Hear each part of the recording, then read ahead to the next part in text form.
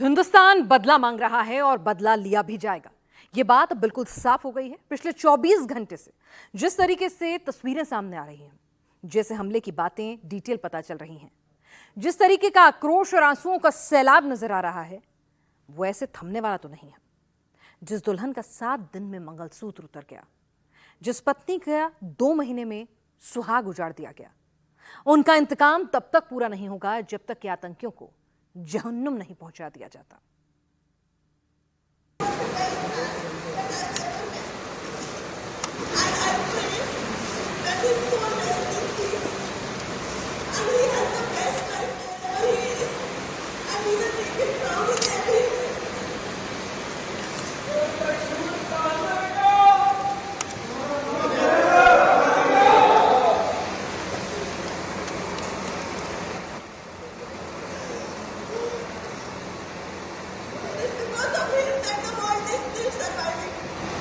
We should all be proud of him in every way.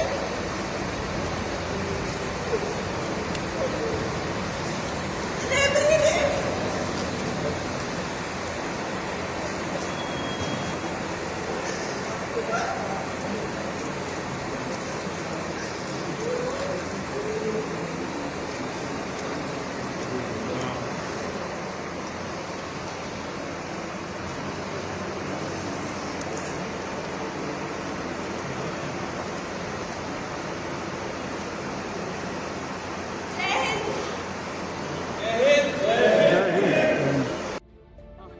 ये हरियाणा की हिमांशी नरवाल हैं।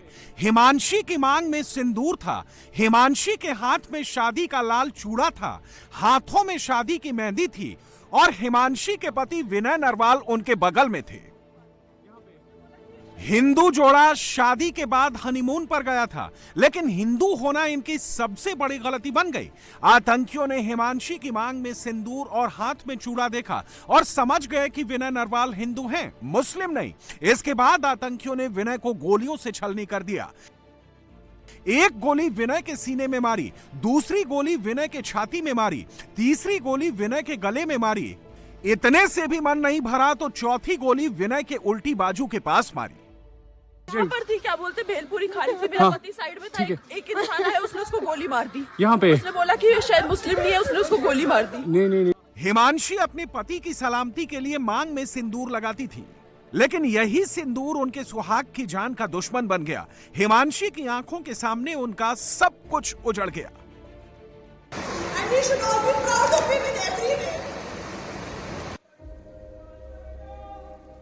अब ना तो हिंदुस्तान हिमांशी के इस बात को कभी भूल पाएगा, ना ही हिमांशी की यह तस्वीर कभी हिंदुओं के जहन से मिट पाएगी। पति के लाश के पास बैठी हिमांशु नरवाल की तस्वीर जिस किसी ने देखी वो सन्न रह गया। उसका कलेजा इस कायराना करतूत के खिलाफ गुस्से से भर गया।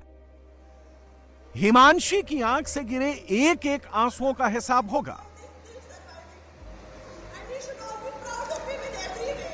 सिर्फ 7 दिन पहले हिमांशी सुहागन हुई थी। 7 दिन पहले ही विनय ने हिमांशी की मांग में सिंदूर भरा था। 7 दिन पहले ही दोनों ने 7 जन्मों तक साथ निभाने की कसम खाई थी। लेकिन आतंकियों के कायराना हमले ने 7 दिन में ही हिमांशी का सारा संसार उजाड़ दिया। विनय नरवाल हरियाणा के करनाल के रहने वाले थे। विनय पिछले 3 साल से नेवी में लेफ्टिनेंट के तौर पर अपनी सेवाएं दे रहे थे। उनके पिता कस्टम डिपार्टमेंट में सुपरिटेंडेंट हैं। दादा पहले बीएसएफ और रिटायरमेंट के बाद पुलिस में रह चुके हैं। विनय अपने परिवार में इकलौता बेटा था, लेकिन आतंकियों ने न सिर्फ हिमांशी का सुहाग छीना बल्कि पूरे परिवार का आखिरी सहारा छीन लिया। इसलिए जब विनय की मौत की खबर करनाल पहुंची तो परिवार पर दुखों का पहाड़ टूट गया। दादा तो इस खबर को सुनकर बेहोश हो गए। यह हिमांशी नरवाल का ससुराल और विनय का पैतृक आवास है, जहां मातम का माहौल पसरा हुआ है। हिमांशी इसी घर में बहू बनकर आई थी, अपने साथ कई सपने संजोकर लाई थी, लेकिन अब उसकी पूरी दुनिया उजड़ गई है। सुहागन से वो अब विधवा हो चुकी है। ये विनय और हिमांशी के शादी के वीडियो हैं। 16 अप्रैल को दोनों की शादी हुई थी। दोनों ने उत्तराखंड के मसूरी में डेस्टिनेशन वेडिंग की थी। धूमधाम के साथ दोनों की शादी हुई थी। दोनों शादी में एक दूसरे का हाथ पकड़कर घूम रहे थे। एक दूसरे के साथ दोनों खुश नजर आ रहे थे। एक दूसरे के साथ जीने मरने की कस्में खा रहे थे, लेकिन उनकी इन खुशियों को आतंकियों की काली नजर लग गई। हिमांशी अकेले रह गई है, उसका साथी, उसका सुहाग आतंकियों ने उससे छीन लिया है। 16 अप्रैल को डेस्टिनेशन वेडिंग, 19 अप्रैल को करनाल में बड़ा रिसेप्शन और 20 अप्रैल को यह कपल हनीमून के लिए पहलगाम गया था। विनय के दादा का कहना है कि कपल हनीमून के लिए यूरोप जा रहा था, लेकिन जब वीजा नहीं मिला तो कपल ने जम्मू कश्मीर का प्लान बना लिया। हमारी तो यही मांग है अपने प्रधानमंत्री जी से भी कि इस पर सख्त कदम उठाया जाए और कार्रवाई करके उग्रवाद को ख़त्म किया जाए। आज हमारे साथ ये घटना घटी है, कल को दूसरे के साथ भी घट सकती है और इसमें मिलिट्री के अफसर भी, दूसरे सिविल के अफसर भी, वो भी बेचारे अपनी जान गंवा देंगे ऐसे रहा तो। विनय के परिवार पर दुखों का पहाड़ टूट गया है। मातम का माहौल सिर्फ विनय के घर पर ही नहीं बल्कि पूरे गांव में पसरा हुआ है। आंखें हर किसी की नम है। पूरा गांव विनय के परिवार को ढांढस बंधा रहा है, लेकिन जब किसी बाप को उसके जवान बेटे की अर्थी को कंधा देना पड़ा, उससे बड़ा दुख एक बाप और एक परिवार के लिए क्या हो सकता है। विनय के परिवार का दुख इसलिए और बढ़ जाता है क्योंकि 8 दिन बाद विनय नरवाल का जन्मदिन था। 1 मई को विनय नरवाल का बर्थडे था। शादी के बाद पहला बर्थडे था, इसलिए परिवार ने ग्रैंड पार्टी प्लान की थी। 3 मई को विनय को कोच्चि ड्यूटी पर जाना था। 4 मई को उसकी ज्वाइनिंग थी, लेकिन जो परिवार बर्थडे की तैयारी कर रहा था, उसी परिवार को अपने बेटे को कंधा देना पड़ा। इस दुख की घड़ी में सरकार और पूरा समाज विनय के परिवार के साथ खड़ा है।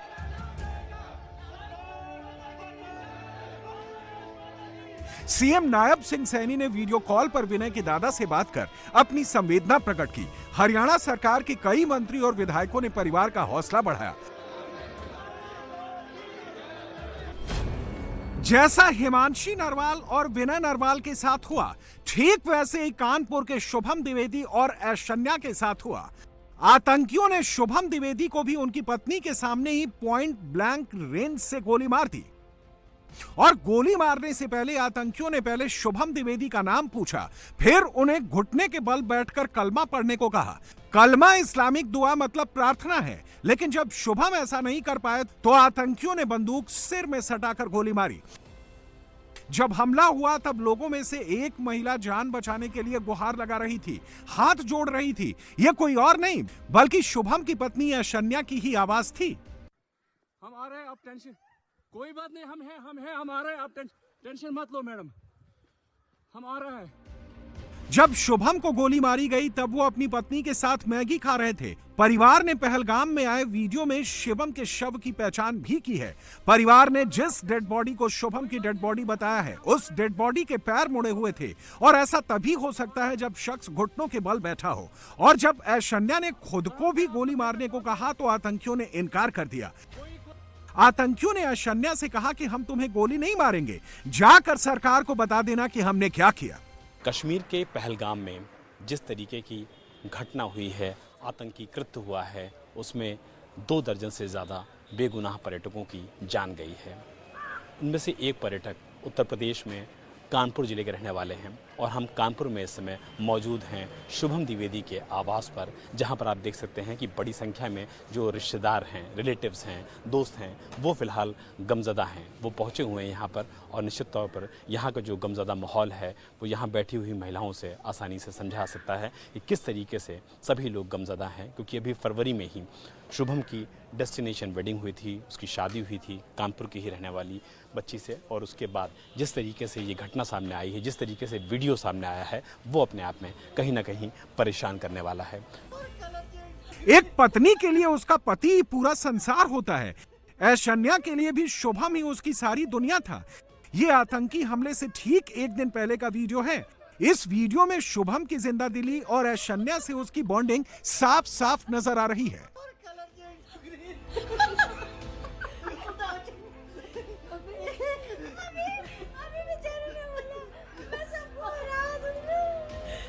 लेकिन आतंकियों ने ऐश्वर्या की इस हंसती खेलती दुनिया को गोलियों से छलनी कर दिया।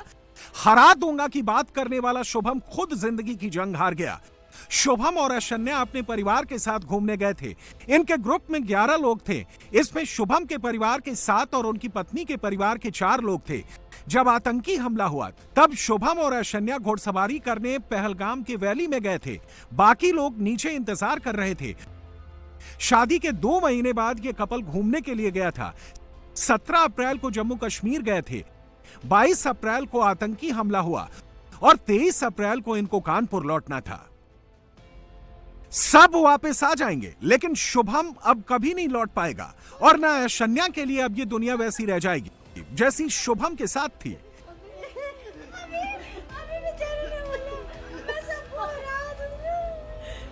शुभम के पिता संजय द्विवेदी कानपुर में सीमेंट कारोबारी हैं। उनका परिवार गांव हाथीपुर का मूल निवासी है, लेकिन वो कानपुर के श्यामनगर में परिवार के साथ रहते थे। शुभम अपने पिता का इकलौता बेटा था और अब पूरे परिवार पर गम का पहाड़ टूट पड़ा है। शुभम के घर पर मातम पसरा है। किसी को यकीन नहीं हो रहा कि कश्मीर घूमने गए शुभम अब इस दुनिया में नहीं है।